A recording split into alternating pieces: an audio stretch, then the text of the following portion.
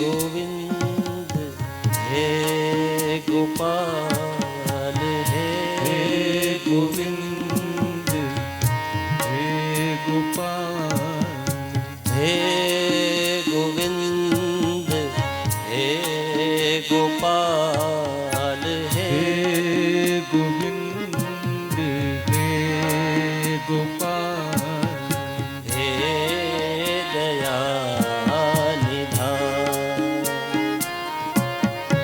हे दया हे गोविंद हे गोपाल हे गोविंद हे गोपाल हे दया हे दया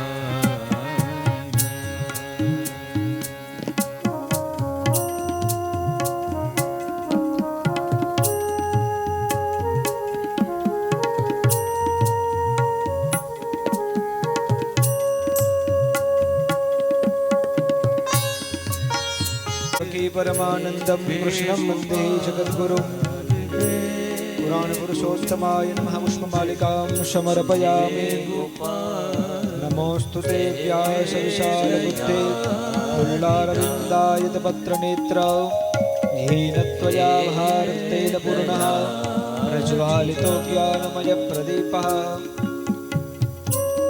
व्यासनारायणाय नमः पुष्पमालिकां समर्पयामि। श्री व्यास नारायण भगवान की जय।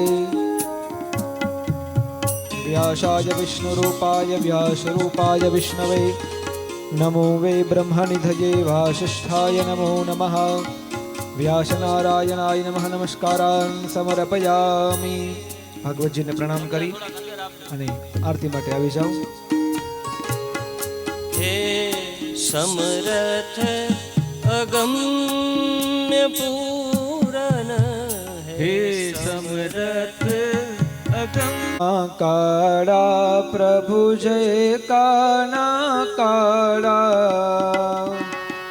मीठी मोरली वाड़ा मीठी मोरली वाड़ा गोपीना प्यारा ओम जय काना काड़ा कामण गारा कान कामण बहु कीधा प्रभु कामण बहु कीधा माखण चोरी मोहन माखण चोरी मोहन चित चोरी लीधा ओम जय काना काना नंद यशोदा घेर वैकुंठ उतार्या प्रभु वैकुंठ उतार्या कालिय मर्दन कीधा कालिय मर्दन कीधा गायो ने चारी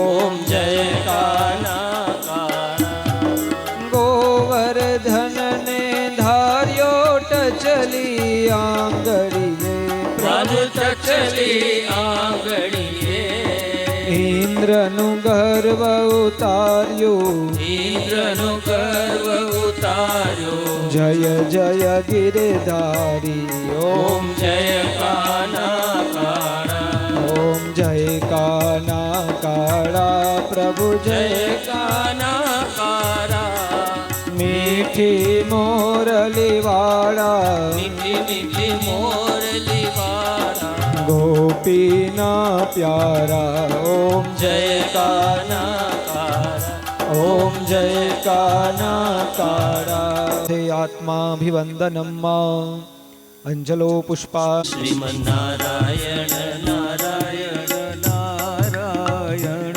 श्रीमन्नारायण नारायण नारायण श्रीमन्नारायण नारायण नारायण श्रीमन्नारायण नारायण नारायण श्रीमन्नारायण नारायण नारायण श्रीमन्नारायण नारायण नारायण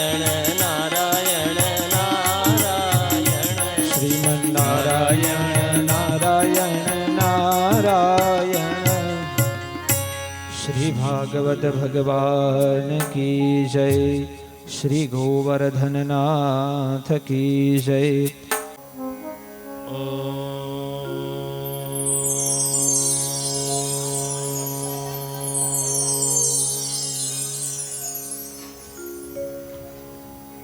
ઓમ નમો ભગવતે વાસુદેવાય.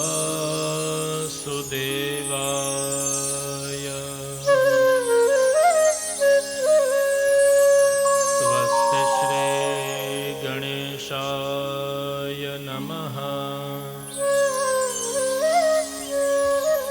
શ્રી સરસ્વત્यै નમઃ. શ્રી ગુરુભ્યો નમઃ.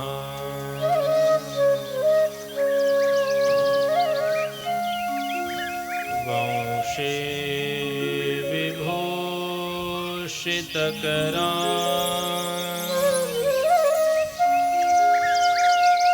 નવનીરદાભા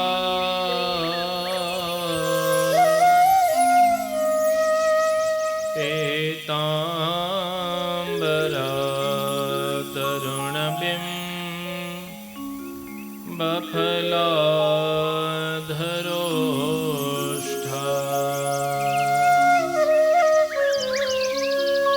પૂર્ણેન્દુ સુંદર મુખા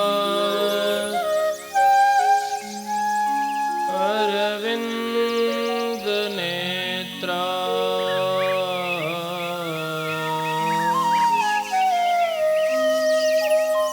કૃષ્ણાત પરમ કિમપિ તત્વમહં ન જાને.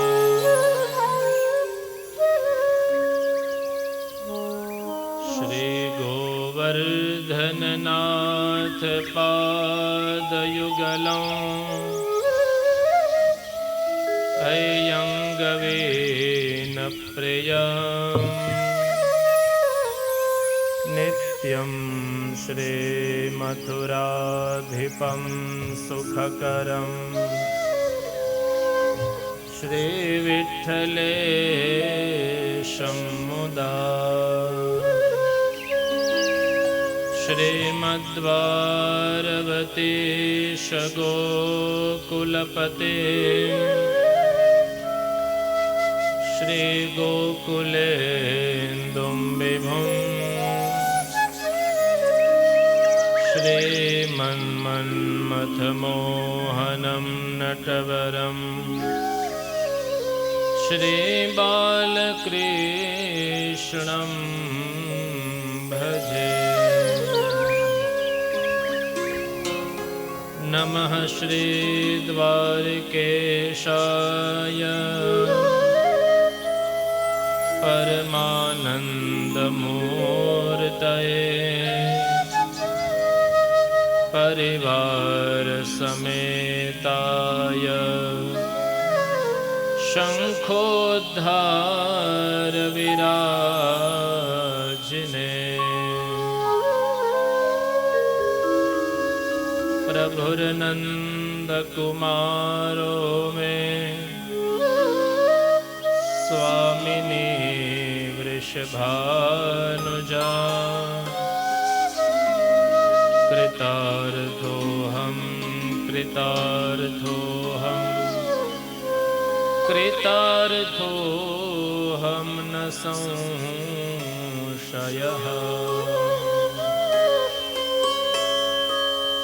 गुरुर्ब्रह्मा गुरुर्विष्णुः गुरुर्देवो महेश्वरः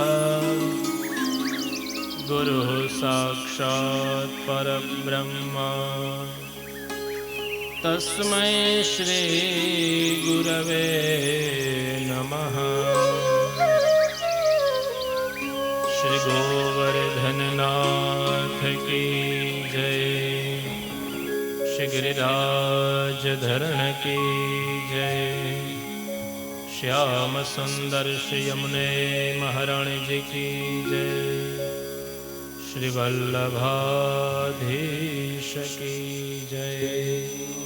श्री भागवत भगवान की जय। हरे कृष्ण कृष्ण कृष्ण हरे हरे हरे राम राम राम हरे हरे हरे कृष्ण कृष्ण कृष्ण हरे हरे हरे राम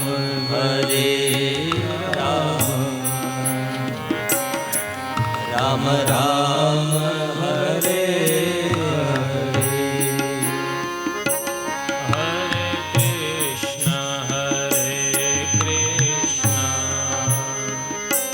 कृष्ण कृष्ण हरे हरे हरे राम राम राम हरे हरे हरे कृष्ण कृष्ण कृष्ण हरे हरे हरे राम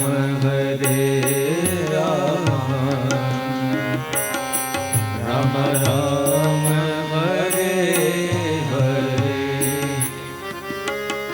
हरे कृष्ण कृष्ण कृष्ण हरे हरे हरे राम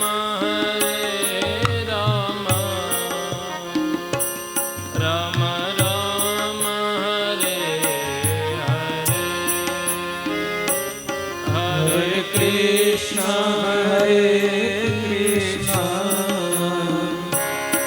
कृष्ण कृष्ण हरे हरे हरे राम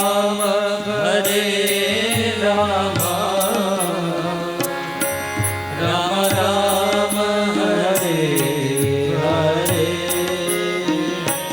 हरे कृष्ण कृष्ण कृष्ण हरे हरे हरे राम राम राम हरे हरे हरे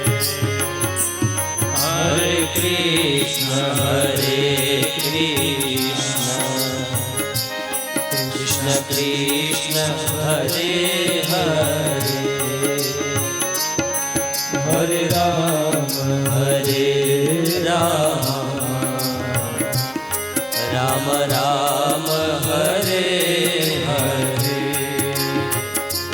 कृष्ण कृष्ण हरे हरे राम राम हरे हरे कृष्ण कृष्ण हरे हरे राम राम हरे हरे श्री भागवत भगवान की जय। करारविन्दे न पदारविन्दम्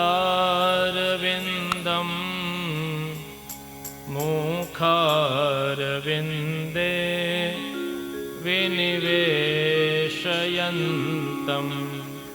वटस्य पत्रस्य पुटे शयानं बालं આશા સ્મરામી. શ્રી કૃષ્ણ મુરારે હે નાથ નારાયણ વાસુદેવ. જીવે પિબસ્વા મૃતમેતદેવા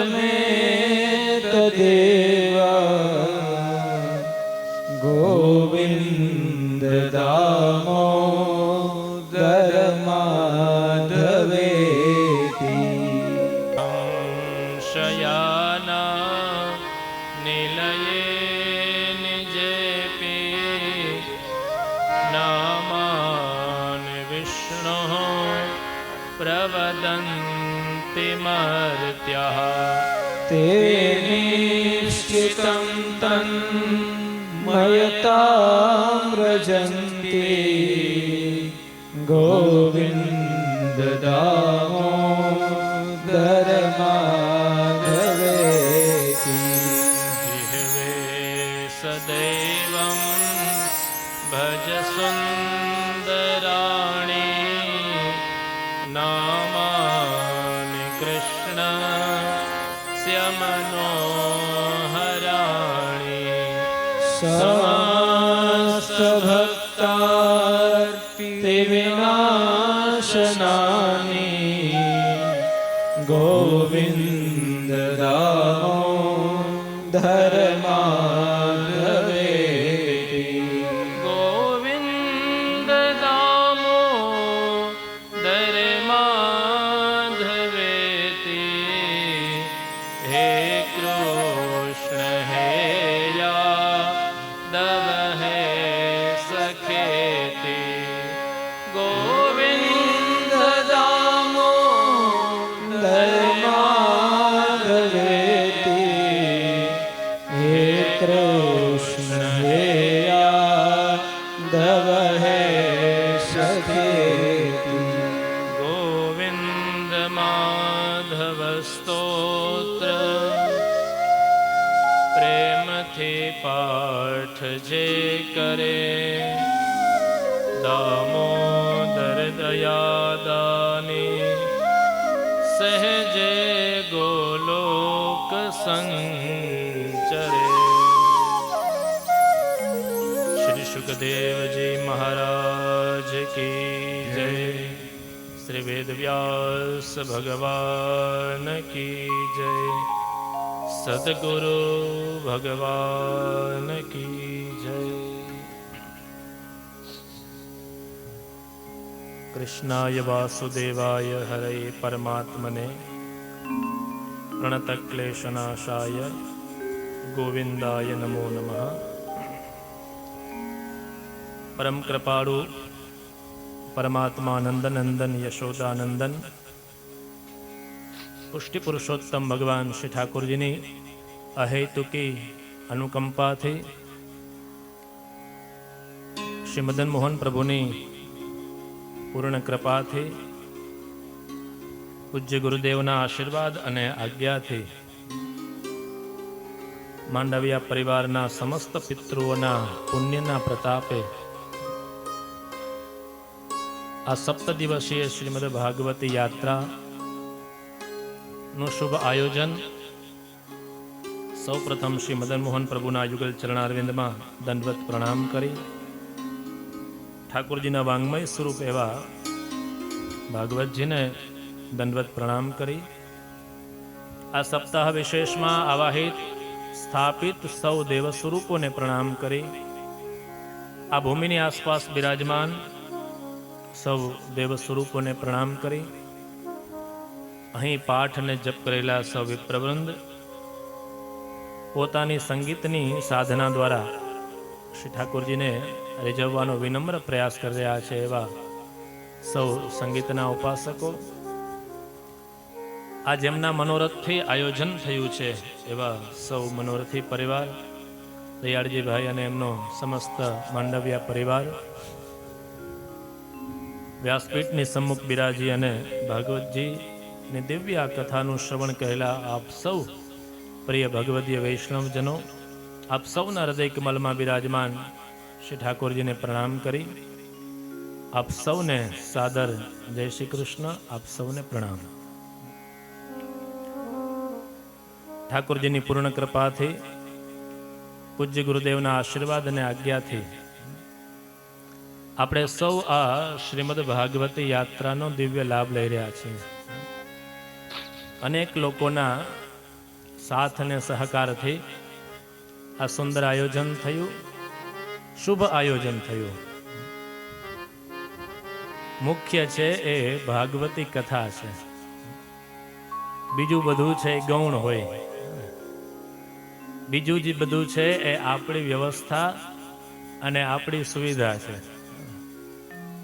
પણ મુખ્ય છે એ વાંગ્મય સ્વરૂપ છે ઠાકોરજીનું. તો શુભ ભાવથી, શુદ્ધ હૃદયથી આ ભાગવતી યાત્રાનું સુંદર આયોજન થયું અને ગુજરાતી નવું વર્ષનો મંગલ પ્રારંભ અને એ નવ વર્ષના મંગલ પ્રારંભે આ ભાગવત રૂપી સત્સંગ આપણને સૌને પ્રાપ્ત થયો છે. મનુષ્ય પોતાના જીવનમાં સત્સંગ કરે તો એ સત્સંગના ફલ સ્વરૂપે એના જીવનમાં વિવેક પ્રગટ થાય. સત્સંગનું ફલ શું? તો કે સત્સંગનું ફલ વિવેક. તો કે છે વિવેક કોને કહેવાય? તો કે શું કરવું જોઈએ અને શું ન કરવું જોઈએ એનું આપણને જ્ઞાન થાય, આનું નામ વિવેક. ક્યાં કેવી રીતે બેસાય, ક્યાં કેવી રીતે બોલાય, એ બધો જે વિવેક છે એ સત્સંગના ફળ સ્વરૂપે આપણને પ્રાપ્ત થાય. તો શ્રીમદ ભાગવત રૂપી આ દિવ્ય સત્સંગ આપણને સૌને પૂજ્ય ગુરુદેવના આશીર્વાદથી અને કૃપાથી પ્રાપ્ત થયો છે. દયાળજીભાઈ ને એમના સમસ્ત પરિવારે ઘણી બધી મહેનત કરી અને એ મહેનતના ફલ સ્વરૂપે આપણને આ ભાગવતી યાત્રા, એમ તો એ ઘણા સમયથી વિચારતા હતા, પણ જ્યારે યોગ થાય ને, યોગ લગ્ન ગ્રહવાર તિથિ, અને એમાં એમનો આખો સમસ્ત પરિવાર છે એને ટેકો આપ્યો. ઠાકોરજી છે ગિરિરાજજીને ઉઠાવે, આમ તો એ એકલા સમર્થ છે, એટલે વૈષ્ણવો શુભ મનોરથ કરે તો એ મનોરથ તો ઠાકોરજીની કૃપાથી પૂર્ણ થાય. પણ જેમ પછી ગોપજનોએ બધે લાકડીના ટેકા આપ્યા ને, એમ કોઈ શુભ મનોરથ, શુભ વિચાર થાય તો એમાં બધા છે પોતપોતાનો ટેકો આપે. તો એમના ભત્રીજા જ ને, અને એ બંને ભાઈને પણ પ્રેરણા થઈ અને આ શુભ મનોરથથી શ્રીમદ ભાગવતની કથાનું આયોજન થયું અને પૂજ્ય ગુરુદેવની આજ્ઞા પ્રાપ્ત થઈ. દયાળજીભાઈ જઈને વિનંતી કરી, જે અમારું આયોજન નાનું છે,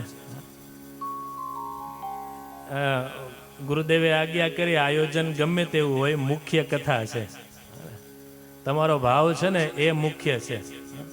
પછી આની જગ્યાએ કદાચ બહુ વ્યવસ્થા હોય, સગવડ હોય તો એક ડોમ બની જાય, બીજું તો કઈ હોય નહીં. કથા તો એ જ છે.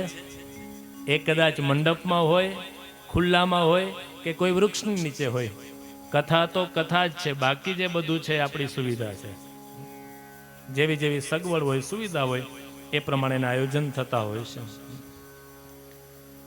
પ્રિયજનો, ગઈકાલે આપણે ચર્ચા કરતા હતા મહાત્મ્યની કથામાં નારદજી અને સનત કુમારોનો દિવ્ય સત્સંગ થયો છે.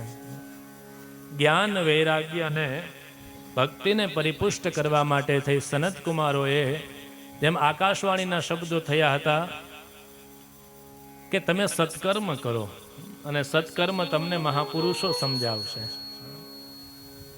સનત કુમારોએ બતાવ્યું કે આપણે શ્રીમદ ભાગવતની કથા કરવી છે. નારદ મુનિએ કીધું કે કથા ક્યાં કરવી એ બતાવો, કેટલા દિવસની કરવી એ બતાવો, શું વિધિ છે એ સમજાવો. એટલે કથા તો અનેક વક્તાઓએ કરી, પણ આ જે વિધિ છે ને એ સનત કુમારોએ સમજાવ્યો છે. સપ્તાહની વિધિ છે એ નિયમપૂર્વક શું કરવું જોઈએ એ વિધિ છે સનત કુમારોએ નારદજીને કહી છે. નકર નારદજીએ જ વ્યાસજીને પ્રેરણા કરી કે તમે ભાગવતની રચના કરો, પણ અહીંયા જે વિધિ છે એ સનત કુમારોએ બતાવી. ક્યાં કથા કરવી? ગંગા દ્વાર સમીપે તુ તટમાનંદ નામકમ. ગંગા દ્વારના સમીપે આનંદ નામના તટ ઉપર આપે કથા કરવી. અપૂર્વ રસરૂપ ભગવાનની કથા એકાંત હોય, જ્યાં દિવ્ય અનુકૂળતા હોય એવી ભૂમિ ઉપર આ શ્રીમદ ભાગવતની કથા કરવી છે. યત્ર ભાગવતી વાર્તા તત્ર ભક્ત્યાદિકમ વ્રજેત. નારદજીને સનત કુમારોની પ્રેરણાથી હરિદ્વારના આનંદ નામના તટ ઉપર દિવ્ય શ્રીમદ ભાગવતની કથા થઈ રહી છે. અનેક લોકો એ કથામાં આવ્યા. જેને જેને સમાચાર મળ્યા કે સનત કુમારો કથા કરી રહ્યા છે, તો અનેક લોકો આવ્યા. કોણ કોણ એ કથામાં આવ્યું? શ્રીમદ ભાગવતનું મહાત્મ્ય કહે, ભૃગુર વસિષ્ઠ વનશ્ચ ગૌતમો મેધાતિથિર્દે વલદેવરાતો રામસ્તથા ગાધિસુતશ્ચ શાકલો મૃકુંદ પુત્રા ત્રિજપેપલાદઃ. અનેક ઋષિમુનિઓ ત્યાં પધાર્યા છે. દરેક ઋષિમુનિઓના નામ આપ્યા છે. અને ઋષિમુનિઓ અનેક મુનીશ્વરો એકલા નથી આવ્યા. સર્વેપ્યમી મુનિગણા સહપુત્ર શિષ્યા. એ બધા ઋષિમુનિઓ આવ્યા, એ પોતાના શિષ્યોની સાથે આવ્યા છે, પોતાના પરિવારની સાથે આવ્યા. તો એનો મતલબ એક એવો પણ થાય કે જ્યાં કથામાં જઈએ ત્યાં શક્ય હોય તો પરિવારની સાથે જવું જોઈએ. ગુરુજનો પધરામણી કરે તો એના શિષ્યોની સાથે કરે. અને જ્યાં જ્યાં ભાગવતની કથા થતી હોય તો શક્ય હોય ત્યાં સુધી પરિવાર સાથે જવું જોઈએ. અને આજે અમારા રામજીભાઈ આવ્યા છે ને. આમ તો દયાળજીભાઈની મુલાકાત લગભગ ત્યાં થઈ હતી ને રામજીભાઈની કથામાં. તો ત્યાંથી પછી ઠાકોરજીએ પ્રેરણા કરી કે હવે ત્યાંથી ગોકુલનગરથી કૃષ્ણ કોલોની, ને એ ગોકુલ હતું, અહીંયા કૃષ્ણ કોલોની. તો સહપુત્ર શિષ્યા, સહપરિવાર જઈ અને એ કથાનો લાભ લેવો જોઈએ. માત્ર ઋષિમુનિઓ જ નથી પધાર્યા, પ્રિયજનો, વેદ આદિ જે શાસ્ત્રો છે એ બધા શાસ્ત્રો પણ મૂર્તિમંત સ્વરૂપ લઈને આવ્યા છે. ગંગાદિ નદીઓ પધાર્યા છે, વૈષ્ણવો પધાર્યા છે, ઋષિગણો પધાર્યા છે. જય જયકાર થયો, નમસ્કારના શબ્દો થયા છે. સૂતજી કહે છે, સનત કુમારો હવે શ્રીમદ ભાગવતનું મહાત્મ્ય સમજાવે છે. શ્રીમદ ભાગવત કહે છે કે યસ્ય શ્રવણ માત્રેણ મુક્તિ કરતલે સ્થિતા. જે કોઈ પણ શ્રીમદ ભાગવતની કથા સાંભળે એને અવશ્ય મુક્તિ મળે.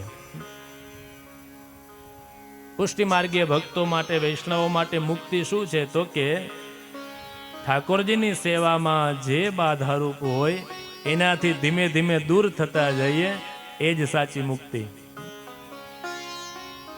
શ્રીમદ ભાગવતની કથા ક્યારે કરવી જોઈએ? સનત કુમારો કહે છે, સદા સેવ્યા શ્રીમદ ભાગવતી કથા યસ્યાહ શ્રવણ માત્રેણ હરેશ્ચિત્તમ સમાશ્રયે. સદા સેવ્યા. ગઈકાલે પ્રિયજનો આપણે ચર્ચા કરી હતી કે જ્યાં જ્યાં મુખ્ય વાત કહેવાની હોય ત્યાં એ શબ્દ 2 વખત કીધા. અહીંયા પણ સદા સેવ્યા. શ્રીમદ ભાગવત છે એનું સદા સર્વદા સેવન કરવું જોઈએ. પરંતુ આગળ જતા એવી પણ ચર્ચા આવશે 6થા અધ્યાયમાં કે કોઈ વિદ્વાન જ્યોતિષી પાસે જઈ અને પંડિતજી પાસે જઈને આનું મુહૂર્ત કઢાવવું જોઈએ. તો બતાવ્યું, અહીંયા એમ કહો છો સદા સેવ્યા અને પાછા એમ પણ કહો છો કે એનું મુહૂર્ત કઢાવવું જોઈએ. આનો મતલબ શું? તો કહે છે કે જે કોઈ પણ માણસ કોઈ કામનાથી કરે એના માટે યોગ્ય એનું મુહૂર્ત કઢાવીને પછી કાર્ય કરવું જોઈએ. પણ નિષ્કામ ભાવે જે સત્સંગ કરતા હોય એના માટે સદા સેવ્યા છે. સકામ કર્મ હોય તો શાસ્ત્રના નિયમ મુજબ મુહૂર્ત કઢાવીને પછી કથા થવી જોઈએ. અને જ્યારે નિષ્કામ ભાવે કરતા હોઈએ ત્યારે એ સદા સેવ્યા છે. જે ભાગવતી કથાનું શ્રવણ કરતા કરતા આપણું ચિત્ત છે એ પ્રભુના આશ્રયમાં જાય છે. દિવ્ય શ્રીમદ ભાગવતની કથા 12 સ્કંદમાં બતાવી છે. પરીક્ષિત અને શુકદેવજીનો દિવ્ય સંવાદ 18,000 શ્લોક છે. કહે છે કે જેના ઘરમાં નિત્ય ભાગવતનું સત્સંગ થતો હોય, કથા થતી હોય, ગાન થતું હોય, એ માત્ર ઘર નથી પણ એ તીર્થ છે. તદગૃહમ તીર્થરૂપમ હિ વસતામ પાપનાશનમ. એટલે મહાપુરુષો આપણને એવી આજ્ઞા કરે કે તમારાથી ન થઈ શકે તો કાંઈ નહીં, પણ ભાગવતજીને ખાલી ઘરમાં પધરાવો.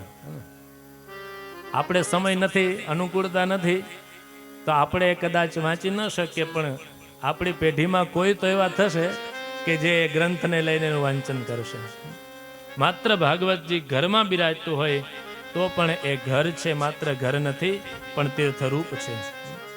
તદગૃહમ તીર્થરૂપમ વસતામ પાપનાશનમ. કોઈ તીર્થયાત્રા કદાચ આપણે ન કરી શકીએ, પણ જો શ્રીમદ ભાગવતનું શ્રવણ કરીએ, પાઠ કરીએ, તો એ તીર્થયાત્રાનું ફલ મળે છે.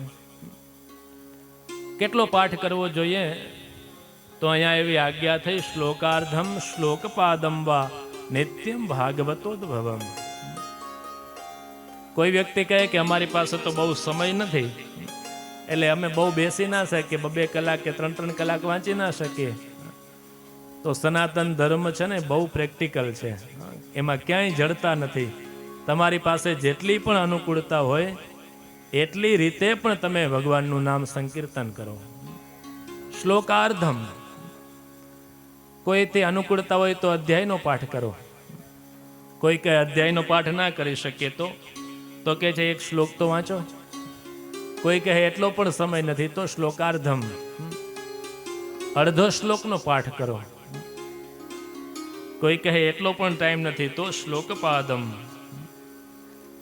1 શ્લોક, અડધો શ્લોક, એનો પણ અડધો શ્લોક. પણ એક શરત રાખી છે, પઠસ્વ સ્વમુખે નૈવ. 1 શ્લોક છે એ પોતાના મુખથી એનો પાઠ કરવો જોઈએ. સાંભળી અને પોતે પોતાની રીતે એનો પાઠ કરવો જોઈએ. આવી દિવ્ય શ્રીમદ ભાગવત બતાવ્યું કે જે કોઈ પણ આ રીતે શ્રીમદ ભાગવતનો પાઠ કરે એને અનેક પ્રકારના યજ્ઞનું ફલ પ્રાપ્ત થાય છે. ગમે તેવો જીવાત્મા હોય એ શ્રીમદ ભાગવત દ્વારા એની એ મુક્ત થાય છે. એની કથા કહી છે. ઉદ્ધવજીના સંવાદની કથા કે પ્રભુને વિનંતી કરી કે આપ જ્યારે સ્વધામ પધારો છો ત્યારે અમે કોનો આશ્રય કરીએ? તો બતાવ્યું, પ્રભુએ આજ્ઞા કરી કે સ્વકીયમ યદ ભવત તેજઃ તચ્ચ ભાગવતે દધાત. પ્રભુનું પોતાનું જે તેજ હતું એ તેજ શ્રીમદ ભાગવતમાં અર્પિત કર્યું. એટલે બતાવ્યું તેનેયમ વાંગમયી મૂર્તિ. ભગવાનનું સ્વયં જે તેજ છે એ આમાં પધાર્યું એટલે વાંગમયી મૂર્તિ થઈ છે. વિશેષ કરીને સપ્તાહ શ્રવણનો વિધિ સમજાવ્યો છે.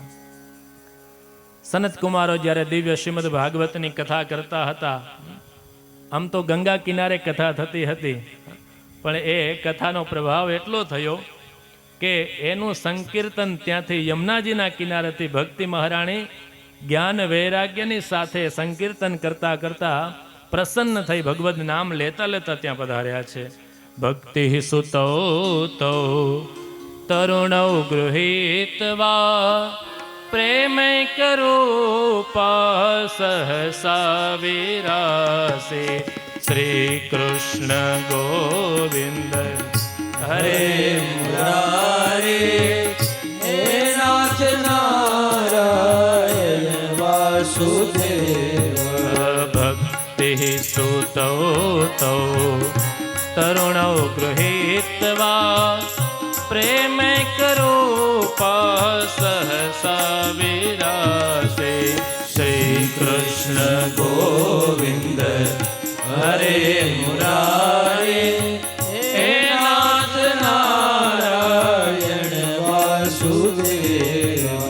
અવધભીરદેવ કૃતાસ્મિ પુષ્ટા કલિપ્રણષ્ટાપી કથારસેના.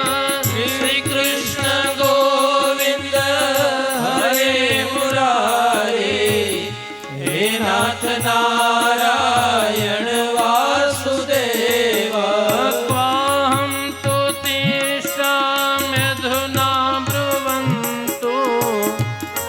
मा इदं तां गिरिमुचिरे ते श्री कृष्ण गोविंद हरे मुरारे हे नाथ नारायण वासुदेव श्री कृष्ण गोविंद हरे मुरारे नाथेति नामानि मुहुर्वदन्ति श्री कृष्ण गोविंद हरे मुरारे हे नाथ नारायण वासुदेव भक्तेषु गोविन्द स्वरूपकर्त्रे प्रेमैकधर्त्रे भवरोगहन्त्रे श्री कृष्ण गोविंद हरे मुरारे हे नाथ नारायण वासुदेव श्री कृष्ण गोविन्द हरे मुरारे हे नाथ नारायण वासुदेव श्री कृष्ण गोविंद हरे मुरारे हे नाथ नारायण वासुदेव हे नाथ नारायण वासुदेव हे नाथ नारायण वासुदेव भक्ति सुतौ तौ तरुणौ गृहीत्वा प्रेमैकरूपा सहसा विरासीत् श्री कृष्ण गोविंद हरे मुरारे नाथेति नामानि मुहुर्वदन्ति શ્રીમદ ભાગવતને શ્રવણ કરતા ભક્તિ મહારાણી જ્ઞાન વૈરાગ્યની સાથે પ્રસન્ન થતા થતા ભગવાન નામ સંકીર્તન કરતા કરતા ત્યાં પધાર્યા. ભક્તિ મહારાણીએ બતાવ્યું કે આપના જેવા મહાપુરુષોના કારણે થઈ અને આ ભાગવતી કથાના કારણે થઈ અને જ્ઞાન વૈરાગ્ય છે એ પરિપુષ્ટ થયા છે. સકલ ભુવન મધ્યે નિર્ધનાસ્તે ધન્યા નિવસતિર્દિયેષાં શ્રી હરિર્ભક્તિરેકા હરિરપી નિજલોકં સર્વથા તો વિહાય પ્રવિશતિરુદિતેષાં ભક્તિસૂત્રોપનતઃ. ભક્તિ મહારાણી કહે છે કે જે કોઈ પણ જીવાત્માના હૃદયમાં જ્યારે ભક્તિ સ્ફુરિત થાય એ કદાચ નિર્ધન હોય તો પણ એના સમાન બીજો કોઈ ધનવાન નથી. ભગવત કથાનું એટલું દિવ્ય મહિમા સમજાવ્યો છે. અલૌકિક ઉત્સવ થયો છે. જ્યાં ભાગવતની કથા થતી હતી એવામાં સાક્ષાત ભગવાન શ્રી કૃષ્ણચંદ્ર ત્યાં પધાર્યા છે. બોલીએ કૃષ્ણચંદ્ર ભગવાન કી જય. ભગવાનનું દિવ્ય સ્વરૂપનું વર્ણન કર્યું. પ્રભુ કેવા લાગે? વનમાલી ઘનશ્યામ પીતવાસા મનોહર કાંચી કલાપરુચિરો લસન મકુટકુંડલ. દિવ્ય વનમાલા શોભી રહ્યા છે. દિવ્ય પીતાંબર ધારણ કર્યું છે. મનોહર સ્વરૂપ છે. ત્રિભંગ લલિત કૌસ્તુભથી વિરાજિત છે. દિવ્ય ભગવાનનું સ્વરૂપ છે. પ્રભુ એકલા જ નથી પધાર્યા. કોણ કોણ પધાર્યું? તો કહે છે કે જે વૈકુંઠવાસી ઉદ્ધવજી આદિ જે પરિકર હતા એ પરિકરની સાથે ભગવાન ત્યાં કથામાં પધાર્યા છે. ઠાકોરજી ત્યાં પધાર્યા. સૌએ એ અલૌકિક ઉત્સવ મનાવ્યો છે. જય જયકાર આદિ થયા છે. નારદ મુનિ સનત કુમારોને કહેવા લાગ્યા, ભક્તિ મહારાણી જ્ઞાન વૈરાગ્ય તો શુદ્ધ થયા, પણ બીજા કોણ કોણ આ શ્રીમદ ભાગવતની કથાથી પરિશુદ્ધ થાય? સનત કુમારો કહેવા લાગ્યા, ગમે તેવો જીવાત્મા હોય એ શ્રીમદ ભાગવતની કથા દ્વારા મુક્ત થાય. ગમે તેટલા મોટા પાપ કર્યા હોય, ગમે તેવા પ્રેતત્વને પ્રાપ્ત થયા હોય, તો પણ એ શ્રીમદ ભાગવતની કથા દ્વારા પવિત્ર થાય છે. સનત કુમારો 4 શ્લોકમાં વર્ણન કરે છે અને એ 4 શ્લોકને જોઈએ તો એ 4 શ્લોકમાં 25 જેટલા અપરાધ છે. ગમે તેવો જીવાત્મા હોય શ્રીમદ ભાગવતની કથા દ્વારા એ પવિત્ર થાય. કેવા કેવા જીવાઓ? યે માનવાહ પાપકૃતસ્તુ સર્વદા સદા દુરાચારરતા વિમાર્ગગાઃ ક્રોધાગ્નિદગ્ધઃ કુટિલાશ્ચ કામિન સપ્તાહયજ્ઞે ન કલૌ પુનન્તિ તે યે માનવાઃ પાપકૃતસ્તુ સર્વદા. જેવો જીવાત્મા નિત્ય પાપ કરનારો જીવ હોય તો પણ એ આ સપ્તાહ યજ્ઞથી પવિત્ર થાય છે. કુમાર્ગગામી હોય તો પણ એ જીવાત્મા આ સપ્તાહ યજ્ઞથી પાવિત થાય છે. કુટિલ હોય, કામી હોય, ક્રોધી હોય, એ જીવાત્મા પણ આ સપ્તાહ યજ્ઞથી પવિત્ર થાય છે. આગળના શ્લોકમાં બતાવ્યું, સત્યેન હીનઃ પિતૃમાતૃદૂષકાઃ તૃષ્ણાકુલાશ્ચાશ્રમધર્મ વર્જિતાઃ યે દાંભિકા મત્સરિણોપી હિંસકાઃ સપ્તાહ યજ્ઞેન કલૌ પુનન્તિ તે.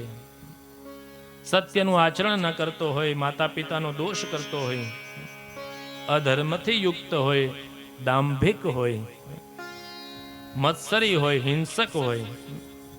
કાલે પણ આપણે ચર્ચા કરી હતી, દંભ કોને કહેવાય? તો કે જે નથી એનો દેખાવ કરવો, એનું નામ દંભ છે. બીજો એક દોષ બતાવ્યો, મત્સર. જે જીવાત્મા મત્સર દોષથી યુક્ત હોય એ જીવાત્મા પણ સપ્તાહ યજ્ઞથી પવિત્ર થાય. મત્સર કોને કહેવાય? તો ગુરુજનો સુંદર એનો અર્થ સમજાવે. મત્તઃ અગ્રે સરતી મત્સરઃ. કોઈક માણસ આપણાથી આગળ જતો હોય, એને જોઈને આપણા મનમાં જે ભાવ થાય, દુષ્ટ ભાવ, આનું નામ મત્સર દોષ. આ કેમ મારાથી આગળ જતો રહ્યો, આ કેમ મારાથી આગળ નીકળી ગયા, ત્યારે જે દોષ ભાવ આવે, એ કુબુદ્ધિ જે સૂજે, એનું નામ મત્સર દોષ છે.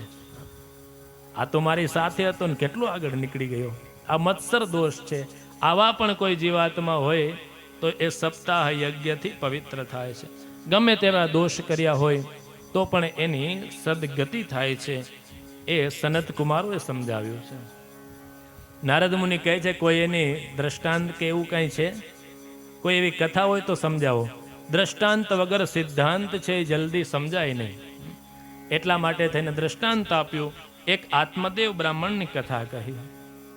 અત્ર તે કીર્તયિષ્યામ ઇતિહાસં પુરાતનમ યસ્ય શ્રવણ માત્રેણ પાપહાનિ પ્રજાયતે. તુંગભદ્રા નદીના કિનારે દક્ષિણ પ્રદેશમાં એક નગર, અને એમાં આત્મદેવ નામના એક બ્રાહ્મણ રહેતા હતા. આ જે દોષની કથા કીધી ને કે આવા આવા જીવાત્માઓ એ પણ મુક્ત થાય, તો એ સિદ્ધાંત સમજાવવા માટે આત્મદેવ બ્રાહ્મણની કથા કરી છે.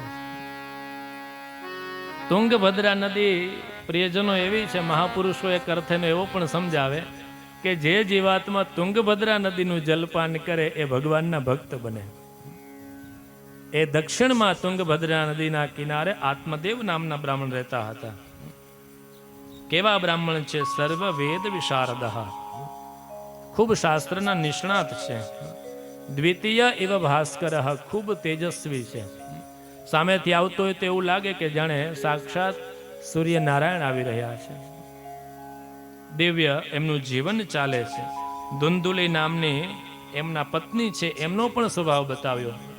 સ્વવાક્ય સ્થાપિક નિત્યમ, પોતાનું જ વાક્ય સાચું એવો જેનો સ્વભાવ, એનું નામ ધુંધુલી.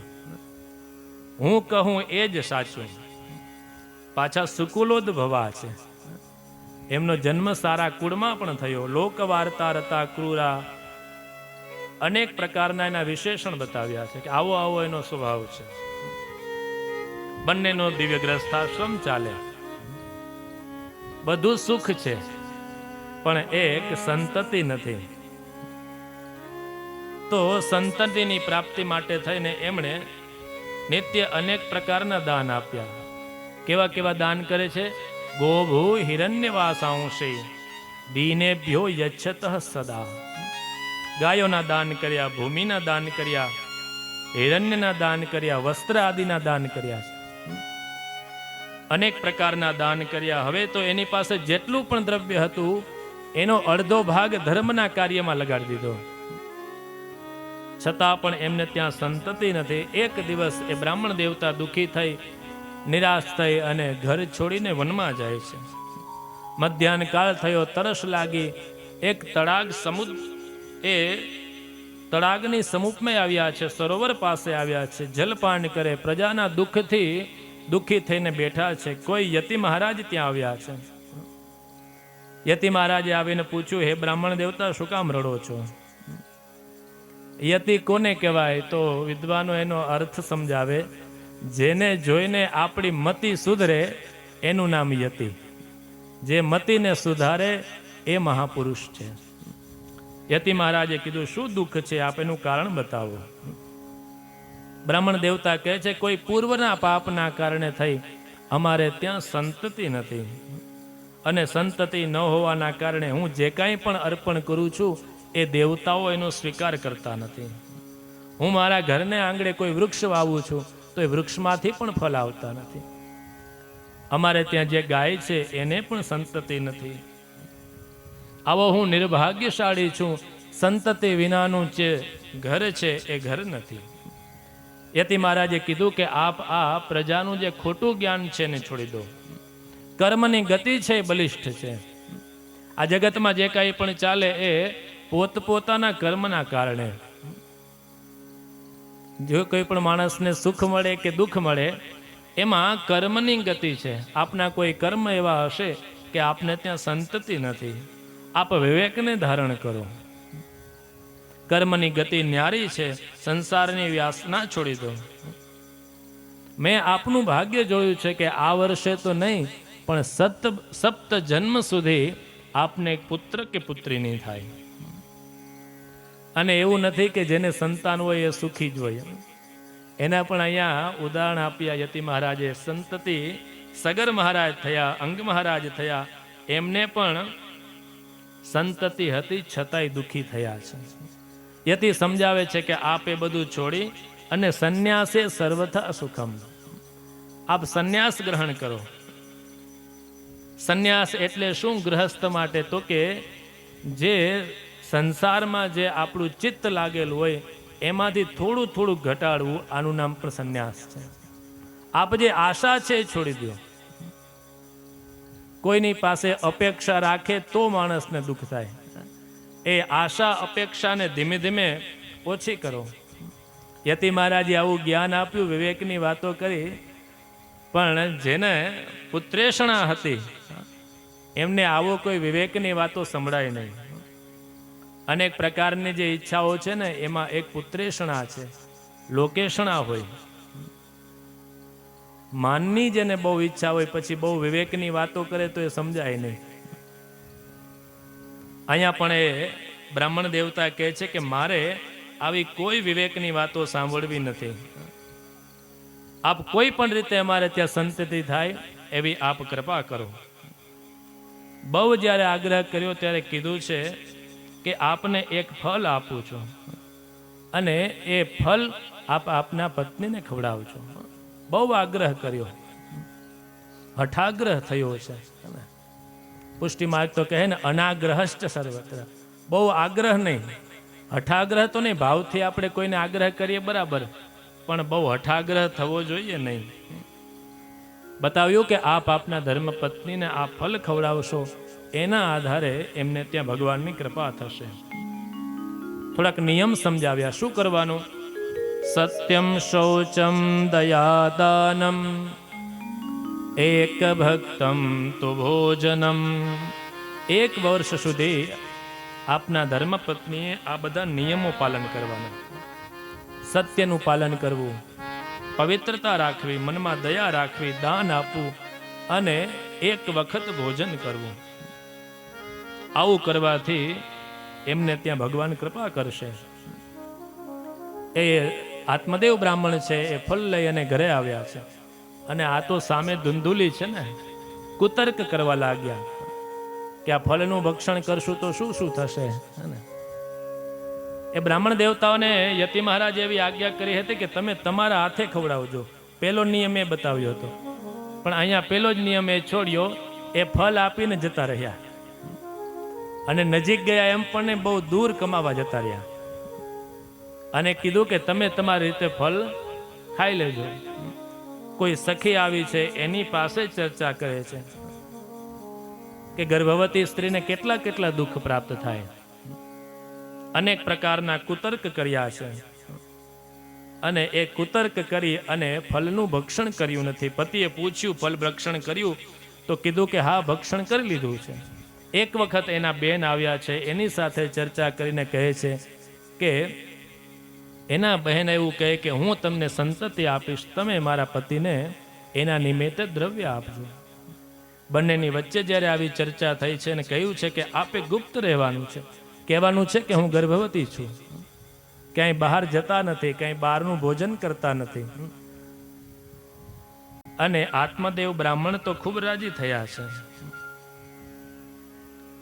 સાણમાસિકો ભૃતો બાલ ઇતિ લોકો વધિષ્યતિ. અને અમારે ત્યાં સંતાન આવશે, બાલક છે મૃત પામ્યું છે, એવી ચર્ચા કરીશું. તો કહે છે એ તો બધું બરાબર, પણ આ ફળનું શું કરવું? તો કહે છે કે એની પરીક્ષા કરી. બ્રાહ્મણ દેવતા યતિ મહારાજ સાચા છે કે ખોટા, એટલા માટે થઈ અને જે ગાય હતી એ ગાયને ફળ ભક્ષણ કરાવ્યું છે. સમય થતાં એની જે ધુંધુલીની બહેન હતી એને ત્યાં સંતાન આપ્યું, એના સ્વામીએ આવીને બાલક આપ્યું છે. આ બાજુ ધુંધુલી કહેવા લાગી કે હે બ્રાહ્મણ દેવતા, આપણે ત્યાં ભગવાને ખૂબ કૃપા કરી છે. બ્રાહ્મણ દેવતા તો બહુ રાજી થયા. ઘણા વર્ષે ભગવાને કૃપા કરી, બ્રાહ્મણોને બોલાવ્યા છે, જાત કર્મ આદિ સંસ્કાર થયા છે.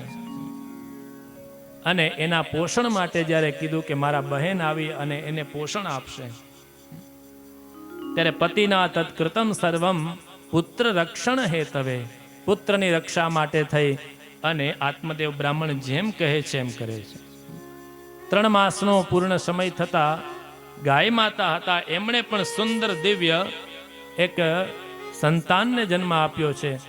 એનું નામ ગોકર્ણ છે. કેમ તો મહાપુરુષો સમજાવ્યું કે એના કાન છે ગાય જેવા, ગોકર્ણ, ગાય જેવા કાન હતા એટલે ગોકર્ણ. અને આ જે ધુંધુલી હતી એનો જે પુત્ર થયો એ ધુંધુકારી છે. આમ તો શાસ્ત્ર પ્રિયજનો એવી આજ્ઞા કરે, દ્વાદશમે હની પિતા નામ કુર્યા. નામકરણ કોણ કરે? તો કે 12મા દિવસે એના જે પિતા હોય ને એ નામ આપતા. પ્રાચીન પરંપરા શાસ્ત્રોની આ છે. પછી ધીમે ધીમે ધીમે ધીમે કરતા આગળ ફયો સુધી પહોંચ્યું અને એ રીતોય વાંધો નથી કંઈ બહુ. પણ અહીંયા ઉલટો ક્રમ થયો. આત્મદેવે નામ નથી આપ્યું, ધુંધુલીએ નામ આપ્યું, એટલે એનું નામ ધુંધુકારી છે. અને બીજા જે છે એનું નામ છે ગોકર્ણ. ધુંધુકારી કોને કહેવાય? તો શ્રીમદ ભાગવતની વ્યાખ્યા કહે છે, પરધનાની દારાંશ ગ્રહિતુમ ધૂમ ધૂમ શબ્દમ કરોતી ધુંધુકારી. સંસ્કૃત એવું કહે છે પરધન અને પરદારા માટે જે ભટકે એનું નામ ધુંધુકારી છે.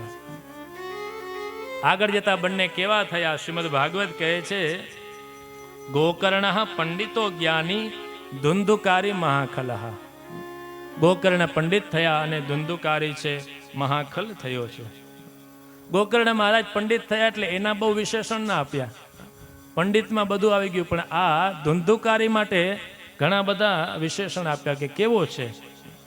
સ્નાન શૌચ ક્રિયાહીનો દુર્ભક્ષી ક્રોધવર્ધિતા દુષ્પરિગ્રહ કરતા ચ શવહસ્તેન ભોજનમ. સ્નાન શૌચ આદિ ક્રિયાથી જે વિહીન છે, પવિત્રતાને ધારણ કરતો નથી, દુર્ભક્ષી છે, જે ખરેખર ન ખાવું જોઈએ એ ખાનારો છે. ક્રોધવર્ધિતા, નિત્ય એનો ક્રોધ વધે છે. દુષ્પરિગ્રહ કરતા છે, જે રાખવું ન જોઈએ એનો સંગ્રહ કરે છે. શવહસ્તેન ભોજનમ, મરદાના હાથેથી ભોજન કરે છે. વિદ્વાનો અર્થ સમજાવે કે કોઈ વ્યક્તિનું મૃત્યુ થાય એટલે ત્યાં ષટપિંડ વિધિ આદિ કરવામાં આવે, એના હાથમાં પિંડ આપવામાં આવે. તો આ ધુંધુકારી એવો હતો કે એના હાથમાંથી પિંડ લઈને ખાઈ જાય. સ્મશાનમાં જઈને ત્યાં જે પિંડ આપેલા હોય એ પિંડ પણ ખાઈ જાય. એક વિશેષ અર્થ મહાપુરુષો આપણને સૌને આજ્ઞા કરે. શવ હસ્તેન ભોજનમ એટલે શું? તો કે જે હાથ ક્યારે કોઈને કંઈ આપતા નથી ને એ હાથેથી ભોજન કરવું, એનો મતલબ એ સવ હસ્તેન ભોજનમ. શાસ્ત્ર કહે છે કે જેની જેવી શક્તિ હોય એ પ્રમાણે એને યથાશક્ય દાન કરવું જોઈએ. વિદ્વાનો કહે છે હસ્તસ્ય ભૂષણમ દાનમ. હાથનું સાચું આભૂષણ શું છે? તો કે દાન છે. સત્યમ કંઠસ્ય ભૂષણમ. હાથનું સાચું આભૂષણ છે દાન છે. ઠાકોરજીની કૃપા હોય તો બીજા બધા આભૂષણને ધારણ કરો, કાંઈ ચિંતા નથી, પણ સાચું આભૂષણ છે દાન છે. અને દાન કરવું એનો મતલબ કે બધું દઈ દેવું એવું નથી. જ્યાં જ્યાં દાન કરવાની વાત આવે ને ત્યાં એક શબ્દ અવશ્ય આવે, યથાશક્તિ. શબ્દ શું આવે પ્રિયજનો? યથાશક્તિ. આપણી જેવી શક્તિ હોય એ પ્રમાણેનું દાન કરવું જોઈએ. શુક્રાચાર્યજી જે કાંઈ પણ ધન હોય એને 5 વિભાગમાં વિભક્ત કરવું જોઈએ એવું બલિરાજાને સમજાવે છે. બલિરાજા જ્યારે વામનજીને બધું આપવા માટે તૈયાર થયા ને ત્યારે શુક્રાચાર્યજીએ કીધું કે આપણી પાસે જે ધન હોય એને 5 માર્ગમાં વિભક્ત કરવું જોઈએ. ધર્માય, યશસે, અર્થાય, કામાય, સ્વજનાય. જેની પાસે 100 રૂપિયા હોય તો એણે 20 રૂપિયા છે ધર્મ માટે વાપરવા જોઈએ. પેલો ભાગ છે ધર્માય. ધર્મ એટલે કાંઈ પણ સેવા, આપણે જે અનુકૂળતા આવતું હોય, આપણા જે સ્વભાવમાં હોય, આપણને જે ગમતું હોય, જે જગ્યાએ ગમતું હોય ત્યાં યથાશક્ય એનો સદુપયોગ કરવો જોઈએ.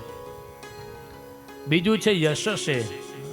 તમારી કીર્તિ વધે, યશ વધે એના માટે ધનનો ઉપયોગ.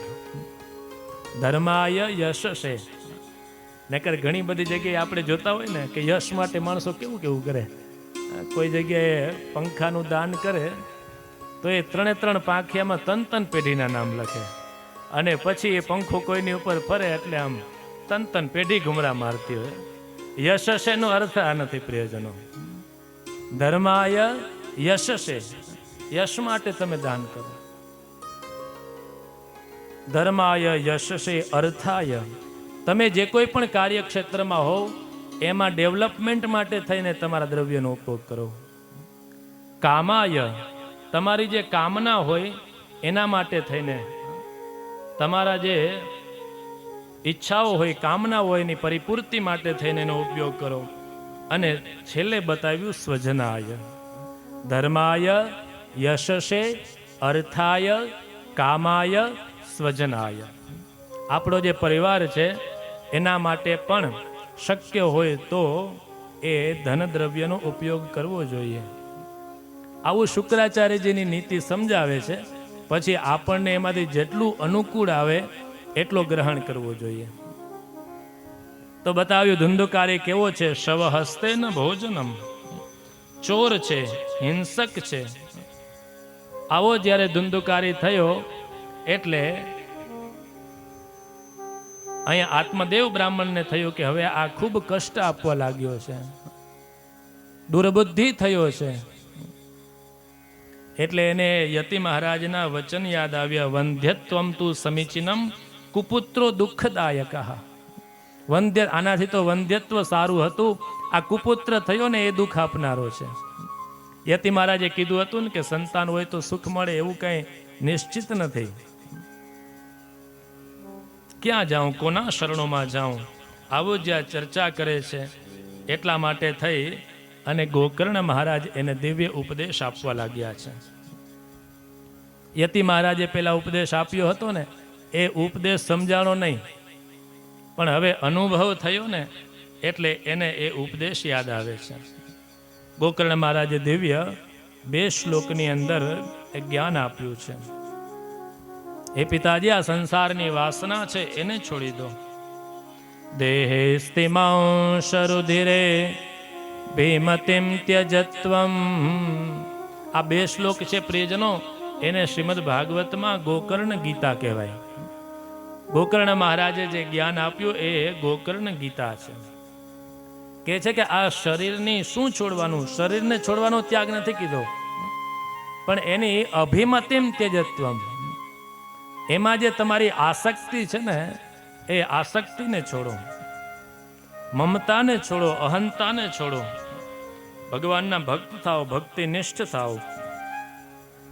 બીજા શ્લોકમાં બતાવ્યું ધર્મમ ભજસ્વ સતતમ ત્યજ લોક ધર્માન સેવસ્વ સાધુ પુરુષાન જહિ કામ તૃષ્ણામ અન્યસ્ય દોષ ગુણ ચિંતનમાશુ મુક્ત્વા સેવા કથા રસમહો નિતરામ પિબત્વમ. આપ ધર્મનું સેવન કરો,